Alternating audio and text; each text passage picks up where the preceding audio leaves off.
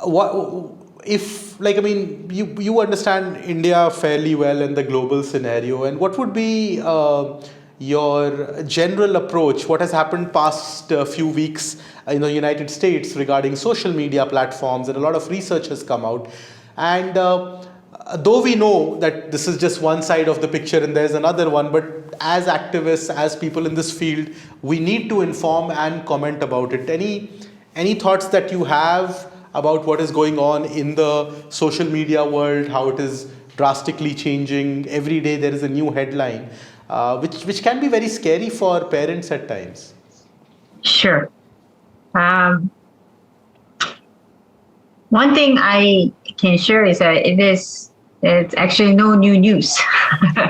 It's now new news because it's on the major media, but the things has been discussed the last few weeks related to Facebook, TikTok, and gaming and all this issue. It has been actually, there's a lot of research out there already talked about this for a long time. There are negative side effects. Our research also shows that before COVID, the 60% of children have experienced at least cyber risk in the age group of 8 to 12 years old. That includes cyberbullying, gaming disorder, exposure to online strangers, and risky content and context. So if you are thinking about this number, it's consistent across the globe. And then that was before COVID. And after COVID, actually numbers went up. Internal data, we didn't publish it yet. Actually, about the 50% more shoot up. So that means almost every children. And if you look at that number, it is not surprising if you see, interact with your children's, and you can see what kind of content they're consuming. So what I think it is quite important is that, of course, we can talk forever about what are the standards, what are the regulations, and if it is effective or not. We can talk about it forever. That's another topic that we can talk.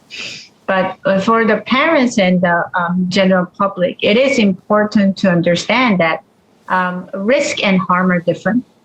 Like having those risks doesn't mean that it's going to harm you. And it is important for us that given situations to how to turn the risk into the opportunity. I think this is Asian philosophy, all right? Asian philosophy always we believe that risk and it's like yin yang in a way, right? Risk and opportunity are in the two different phases. I believe that India also have the similar philosophy. And it is important for our children to be wise to how to turn into opportunity. And that empowerment is critically important. And it is coming from, ironically, nothing about that intellectual. It is coming from your love, parent support, and trust. And, giving the unconditional love to your children, and giving them confidence, and giving them a self-control, giving them your value. And that's actually very important surprisingly, in this tech-oriented world. So I usually encourage the parents to not lose heart. The world is always coming out with seemingly new news, but actually it is not new news.